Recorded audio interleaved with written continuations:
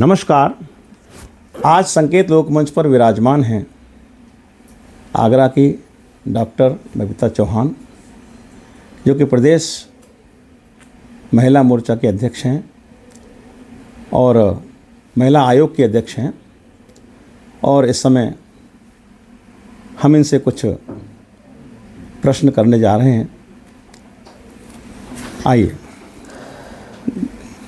नमस्कार जी। नमस्कार। संकेत लोकमंच के माध्यम से हम आपसे ये जानना चाहते हैं कि आरंभिक जीवन आपका किस प्रकार का रहा और राजनीति में आने की प्रेरणा आपको किससे मिली, कैसे आप आ गए? आरंभिक जीवन मेरा खुद का जी बहुत फंटास्टिक रहा। ईश्वर की बहुत कृपा रही। बहुत अच्छा परिवार से मैं बिलोंग करती हूँ और जहाँ मेरी शादी हुई है वहाँ भी वो बहुत अच्छे हैं, बच्चे भी बहुत अच्छे हैं, हस्बैंड भी बहुत अच्छे हैं, सब कुछ बहुत अच्छा है। रहा सवाल राजनीति का, तो राजनीति में भी आना एक इत्तेफाक था।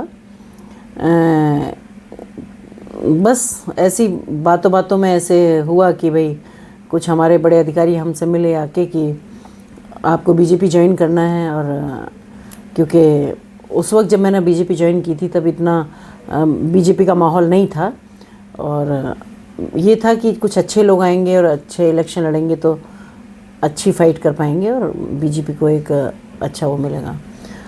वो तब मैंने 2013 में बीजेपी को ज्वाइन किया था।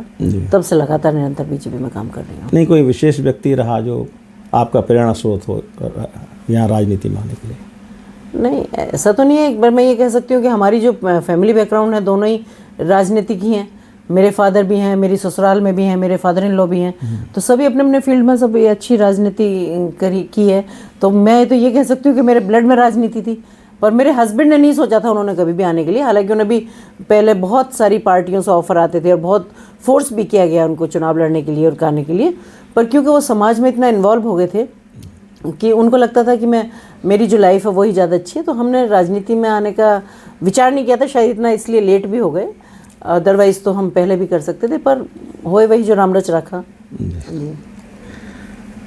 अच्छा, दूसरी बात ये जानना चाहते हैं कि यहाँ तक आपने एक लंबा सफ़र तय किया है, तो महिलाओं के लिए तो आज भी चुनौती है, तो आपको किस किस यानी चुनौती का सामना करना पड़ा यहाँ तक पहुँचने के लिए? देखिए, ये भी एक इत्तेफाक है कि मुझे किसी से भी चुनौती नहीं थी और मेरे लिए कभी मुझे ऐसी किसी मुश्किल का सामना नहीं करना पड़ा कि जिसे मैं कहूँ कि मुझे बहुत स्ट्रगल करना पड़ा है। हाँ, अगर मेरी चुनौती रही होगी कभी तो वो मेरी अपने आप से ही रही होगी, क्योंकि राजनीति को भी मुझे कहना चाहिए कि एक समाज सेवा के तौर पर मैंने उसको लिया। और मेरा ये कुछ नेचर है कि मैं जहाँ होती हूँ वहाँ उसमें अपना 100% अपने एफर्ट्स डालती हूँ। तो शायद मेरी खुद से चुनौती इसलिए रही होगी क्योंकि मुझे संगठन का मैं इसलिए भी धन्यवाद करती हूँ कि मुझे हमेशा उन्होंने कुछ ना कुछ सम्मानित किसी न किसी पद पे और कोई जिम्मेदारी के साथ मुझे रखा। उस पद को मैं जस्टिफाई करने के लिए मैंने इतना काम किया है इसमें कि शायद कल्पनाओं से परे है, कि चाहे वो फील्ड वर्क है, चाहे वो सफ़र की बात है, चाहे जो मैंने फिर देखा नहीं मुड़ के कि मुझे क्या करना है क्या नहीं करना। तो शायद वो मेरी चुनौती मुझसे रही होगी कि पहले एक अच्छी लग्जरी लाइफ जीने वाली थी, उसके बाद फिर फील्ड में उतर गई। फील्ड में फिर मैंने इस लेवल का काम किया कि लोग भी शॉक्ड होते थे, बोले आप इतना काम कैसे कर सकती हो या आप वहाँ कैसे जा सकती हो। तो मैंने उस लेवल का काम किया राजनीति में, पर मुझे बहुत अच्छा लगा। मुझे बिल्कुल ऐसा नहीं लगा कि मैंने कहीं मुझे कोई परेशानी हुई। जी। महिला आयोग के अध्यक्ष के रूप में आपने 1 वर्ष से अधिक समय हो गया आपको, तो आपको क्या लगता है कि आपकी प्राथमिकताएं कितनी पूरी हुई हैं अभी तक? देखिए, इसमें मैं कह सकती हूँ कि प्राथमिकताएं ये है कि हर दिन प्राथमिकताएं बदलती हैं। जब आप एक चैलेंज को पूरा करते हो तो दूसरा चैलेंज सामने होता है, क्योंकि बहुत बड़ा प्रदेश है ये और जिसमें कि 25 करोड़ की आबादी है, जिसमें 12.5 करोड़ महिलाओं की आबादी है, हर फील्ड में महिलाएं। तो प्राथमिकता तो यहाँ कुछ नहीं है। अगर मैं कहूँ कि मेरा संकल्प है ये कि मैं कोशिश ये करूँगी ज़रूर कि जो लास्ट में बैठी महिला है मैं उसको भी जगा पाऊँ, और मैं इसी के तहत मैं प्रयास भी कर रही हूँ कि वो चाहे गाँव तक हैं, चाहे ज़िले तक हैं, चाहे जहाँ भी हैं, अगर हमें लगता है कि हमारी ज़रूरत वहाँ महिलाओं को है, वो हम तक पहुँचे ना पहुँचे पर हम उन तक पहुँचते हैं। क्योंकि मेरा मानना है कि कमज़ोर व्यक्ति जो किसी तक नहीं पहुंच सकता, उस तक भी कोई नहीं पहुंचता, और जो अप्रोचेबल व्यक्ति है वो खुद भी पहुंच जाता है, लोग उस तक भी पहुंच जाते हैं। हम वहां तक पहुंचते हैं जहां तक कोई नहीं पहुंचता। ये हमारा प्रयास है जी। निस्संदेह काम की आपकी प्रशंसा हो रही है हर जगह पर, और महिला सुरक्षा की दृष्टि से अगर देखें तो उत्तर प्रदेश को आप इस समय और प्रदेशों की तुलना में कहाँ पर पाते हैं? सबसे बेस्ट नंबर 1 पे अगर सुरक्षा की दृष्टि देखी जाए, क्योंकि आज मैं कह सकती हूँ कि अगर प्रदेश की बात की जाए तो आज बहुत सुरक्षित हाथों में है, और यहाँ मुझे नहीं लगता कि किसी प्रकार की कोई किसी महिला को दिक्कत है, क्योंकि रोड क्राइम बिल्कुल ख़त्म हो गया है। यहाँ 0 टॉलरेंस की नीति पर काम हो रहा है। अब ऐसा नहीं है कि यहाँ कोई क्राइम है। बाकी और प्रदेशों की अपेक्षा अगर आप देखें, और उत्तर प्रदेश जिस हालात में यहाँ मिला था माननीय मुख्यमंत्री जी को, उस हालात की बात उसमें देखिएगा आप, और अब की हालत देखिएगा आप, तो मुझे लगता है कि इस वक्त प्रदेश बहुत सुरक्षित हाथों में है। और अब इस वक्त कोई क्राइम, रोड क्राइम नहीं है। अब अगर लोगों का क्राइम है तो वो घर का क्राइम है, घर का क्राइम है, मिलने वालों के द्वारा क्राइम है, जिन्हें हम जानते हैं उसका क्राइम है। और इसको दूर करने के लिए सिर्फ मैं बार बार कहती हूँ और अभी भी कह रही हूँ कि सिर्फ एक ही तरीका है कि आप थोड़ा जागरूक बनें, आप थोड़ा लोगों पे भी नज़र रखना शुरू करें। आप लोग देखें कि हमारे घरों के आसपास या हमारे घर में किस प्रवृत्ति के लोग रह रहे हैं, या हमारे घरों के आसपास किस प्रवृत्ति के हैं, हमारे मोहल्ले पड़ोस में कौन आ रहा है। अच्छा, आपके साथ घटना नहीं घटे वो ठीक है, लेकिन आपको थोड़ा दूसरों का भी ध्यान रखना चाहिए, दूसरों को भी अवेयर करना चाहिए।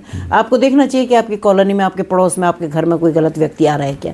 तो अगर उस तरह की थोड़ी जागरूकता हो जाएगी तो मुझे लगता है कि ये वाला क्राइम भी खत्म हो जाएगा।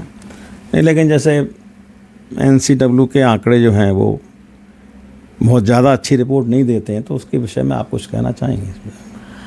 देखिए, रिपोर्ट को तो उत्तर प्रदेश की स्थिति आंकड़ों के हिसाब से देखी जाए तो महिला हिंसा के रूप में तो देखिए, अब आंकड़े देना ना देना तो वो उनका है कि वो कैसे आंकड़े बनाते हैं, लेकिन हम तो हर दिन देख रहे हैं, हमारा तो हर दिन फील्ड में रहते हैं। और ये तो आप भी देख रहे होंगे कि पहले महिलाओं की छोड़ो, बहन बेटियों की छोड़ो, लड़कों का निकलना सुरक्षित नहीं था।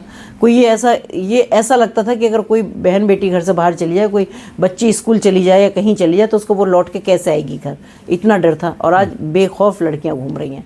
आप देखिएगा जाके कि 10-10, 11, 12-12 बजे तक, 1-1 बजे तक अगर लड़की घूम रही है तो किसी की हिम्मत नहीं है कि उन पर नज़र डाले कोई भी। तो मुझे तो लगता है कि अब इस वक्त बहुत सुरक्षित हाथों में है प्रदेश। घरेलू हिंसा पर कुछ बताइए कि अब घरेलू हिंसा का भी यही कहूँगी कि घरेलू हिंसा के भी केसेस बहुत आते हैं, और उसमें भी मुझे लगता है कि कहीं कहीं या तो ये कहें कि आजकल लोग में सहन शक्ति कम हो गई है, चाहे वो लड़का है या लड़की है, इसलिए थोड़ा परिवारों में विघटन हो गया। कहीं कहीं संस्कारों की कमी है, कहीं थोड़ा सा जॉइंट फैमिली नहीं रही है, दोनों पति पत्नी दोनों नौकरी करने लगे हैं। तो मुझे लगता है कि जो ये घरेलू हिंसा का जो कारण है वो एक ये भी है कि परिवार के साथ टाइम स्पेंड न करना, सारे परिवार को इकट्ठा नहीं रहना, क्योंकि अब छोटी छोटी बातों पे झगड़े होते हैं। पहले थोड़ी ये होता था कि छोटी छोटी की बात थी तो वो बीच में कोई परिवार में लोग रहते थे, माँ बाप रहते थे, भाई बहन रहते थे, तो एक दूसरे की बातों का समाधान हो जाता था या बात आई गई हो जाती थी। अब आदमी में इतनी ईगो हो गई है कि वो उस बात को ही लेके बैठ जाते हैं और वो तन जाती है। लेकिन कई बार ऐसे होते हैं कि छोटे छोटे मामलों में जब हम बीच बिचाव कर देते हैं, जब सारी उनकी थोड़ा सा काउंसलिंग करा देते हैं, सब करा देते हैं, तो कई बार टूटते टूटते परिवार बच जाते हैं। जी। बाकी ये महिला आयोग की जो यानी जिम्मेदारी है या जो उसकी प्राथमिकता है, वो क्या केवल महिला सुरक्षा तक सीमित है या वो महिलाओं के सर्वांगीण विकास पर भी कुछ काम कर रहे हैं? ये किसने कह दिया कि सुरक्षा तक है? सुरक्षा के लिए तो हम आदेश दे सकते हैं, उसके लिए तो हमारा प्रशासन है सारा। हमारी तो ये कोशिश है कि हम महिलाओं को कैसे आत्मनिर्भर बना सकते हैं, कैसे उनको मोटिवेट कर सकते हैं, कैसे वो सुरक्षित हो सकती हैं, कैसे वो शिक्षा पे अपना ध्यान दे सकती हैं। और आत्मनिर्भर बनाने के लिए हमारे पास सरकार की इतनी योजनाएं हैं कि जिनको हम सब महिलाओं तक पहुंचाते हैं, कि जिनको उनका आत्मनिर्भर बनने में, उनको एक स्वाभिमान के साथ अपनी ज़िंदगी को बिताने में उनको सहायक बने। तो हमारा काम ये भी है। जी। बीच में एक ये बात आई थी और बड़े उससे कि ब्यूटी पार्लर्स में या जिम में, इस तरह के स्थानों पर या टेलरिंग में एक महिला असिस्टेंट होनी चाहिए। बिल्कुल होनी चाहिए, क्यों नहीं होनी चाहिए। लेकिन अब जो लोग अफोर्ड नहीं कर सकते हैं उनका फिर क्या होगा? देखिए, पहली बात तो ये है कि जहाँ महिला कस्टमर है वहाँ महिला नौकरी क्यों नहीं कर सकती। दूसरी बात यह है कि ये भी एक मोनोपोली के तहत सारे बिजनेस महिलाओं से छीने गए। महिलाओं के कपड़े सिलते हैं, सिलते कौन है? मास्टर जी। कभी आपने सुना किसी टेलर मास्टरनी को सुना है आपने? जिम में ट्रेनर, अगर ट्रेनिंग के उसके जिम जाने वाले की बात करूं तो 70% महिलाएं जाती हैं, लड़कियां जाती हैं, बच्चियां जाती हैं, और 30% पुरुष जाते हैं। वहाँ भी ट्रेनर अगर रखे जाते हैं तो पुरुष रखे जाते हैं। कहीं महिला नहीं होती, महिला होंगी तो पानी वानी पिलाने के लिए रख रही हैं, लेकिन अब चेंज हो गया, अब हो रही हैं। तो मेरा मानना यह है कि जहाँ महिला कस्टमर है वहाँ महिलाओं को नौकरी क्यों नहीं दी जाती, नंबर 1। नंबर 2 ये है कि आप लोग पत्रकार हैं, आपको भी पता है कि कितना क्राइम जिम में होता है, कितनी चीज़ें होती हैं वहाँ, तो उसमें क्यों नहीं रखे जा सकते? दूसरा, अफोर्ड क्यों नहीं कर सकते? एक आदमी को 10-10 हज़ार रुपये महीने, 15-15 हज़ार रुपये महीने ले रहे हैं। जब आप 6 लड़के रख सकते हैं तो क्या उसमें 2 लड़कियाँ नहीं रख सकते? 2 लड़कियां भी तो रख सकते हैं जब आप 6 लड़के रखेंगे। जी। तो मुझे नहीं लगता कि कहीं रहा सवाल टेलर का या इनका कि ये छोटे छोटे लोग हैं, जहाँ छोटी दुकान और जहाँ इतनी होती है कि सिर्फ वो अपना घर का गुजारा कर रहा होता है, वहाँ इस तरह की हरकतें भी नहीं होती, वहाँ ये सब चीज़ें नहीं देखी जाती। ये तो जो इतना अपराध है वो बड़ी बड़ी जगहों पर होता है, छोटी जगहों पर नहीं होता। तो इसलिए बड़ी छोटी जगहों पर ये चीज़ें लागू नहीं होती हैं जी। वहाँ तो कपड़े का नाप नहीं लिया जाता, वहाँ तो दूसरा कपड़ा दे दिया जाता है, उसी के नाप से कपड़े सिल जाते हैं। कपड़े तो बड़े बड़े स्टूडियो में सिलते हैं कि जहाँ मेजरमेंट होता है जी। कई बार महिला सुरक्षा के चलते या उसकी आड़ में समझ लीजिए पुरुषों के साथ भी उत्पीड़न की स्थिति हो जाती है, तो इस के लिए आप क्या कहना चाहें? देखिए, वो तो फिर वो घरेलू हिंसा वाली बात ही है ना, कि जब दोनों में संभावना ही नहीं है तो मैं क्या कह सकती हूँ इस बारे में। और मुझे नहीं लगता कि हो सकता है कि एक आध पुरुष ऐसा आता हो कि जिसके साथ कुछ ऐसी घटना घट जाती हो, कोई ज़्यादा महिला तेज मिल जाती है, बाकी तो ऐसा नहीं है अभी भी। और फिर एक आध को हमें कोट करना भी नहीं चाहिए। अभी हज़ारों सालों से महिलाएं सारा जुर्म सहती हुई आ रही हैं, और कितनी बुरी दुर्दशा महिलाओं की हुआ करती थी घर में। तो मुझे लगता है कि इसके लिए तो मैं माननीय प्रधानमंत्री जी का भी धन्यवाद दूंगी और माननीय मुख्यमंत्री जी का भी धन्यवाद दूंगी कि जिन्होंने महिलाओं को थोड़ा सा एक ताकत दी है। और प्रधानमंत्री जी ने उनको एक राजनीति की बात करूँ तो 33% आरक्षण दिया है, उसकी ताकत दी है। दूसरा, हर मंच से कहना, सार्वजनिक कहना, तो कहीं ना कहीं साइकोलॉजिकल भी इफेक्ट करता है कि महिलाएं ताकतवर हैं। तो और महिला अपॉर्चुनिटी इतनी मिल रही है आजकल, आज हर डिपार्टमेंट में महिलाएं, आज आंगन से लेकर अंतरिक्ष तक महिलाएं काम कर रही हैं। तो जो मजबूताई दी है सरकार ने, मैं उसके लिए उनका बहुत बहुत धन्यवाद देती हूँ। ऐसा बिल्कुल नहीं है कि पुरुष बहुत ज़्यादा प्रताड़ित हैं या कोई ऐसी बात नहीं, है। बीच में इधर को बहुत सारे केस ऐसे हुए हैं। अब 1-2 केस हो जाता है, उसे आप लोग इतना हाईलाइट कर देते हैं। हाईलाइट महिलाओं की भी कभी कर दिया करो तो फिर पता चले। पुरानी पिछले 15 साल पिछले 15 साल 20 साल की ही निकाल लो, ज़्यादा मत निकालो। 15 साल पहले की स्टोरी निकाल के देख लो कि महिलाओं को कितना प्रताड़ित किया जाता था, जिंदा तंदूर में भून दिया जाता था, मार पीट के उनको बक्से में बंद कर दिया जाता था, घरों में फांसियों पर लटका दिया जाता था। एक थोड़ी हज़ारों केस होंगे अगर आप खोल के देखेंगे तो। अच्छा, एक आखिरी प्रश्न आपसे जी। आप भी एक संभ्रांत महिला हैं और एक कहना चाहिए कि बड़े वर्ग को आप प्रतिनिधित्व भी उसका करती हैं। हमारे शास्त्रों में महिलाओं के जो गुण 10 गुण बताए गए हैं, आज की नई फसल में हम देख रहे हैं कि लड़कियों से वो गुण धीरे धीरे ख़त्म होते जा रहे हैं।